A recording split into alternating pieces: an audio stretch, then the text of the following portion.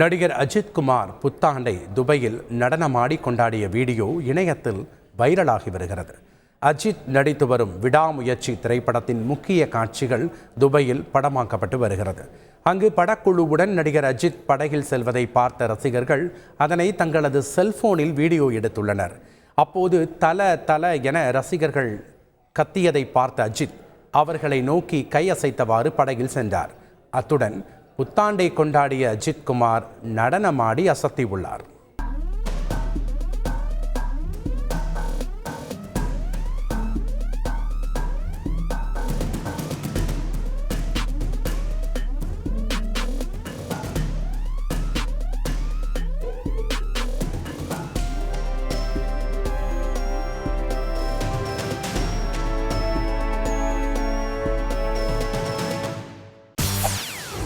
செய்திகளை உடனுக்குடன் தெரிந்து கொள்ள உடனே சப்ஸ்கிரைப் பண்ணுங்க.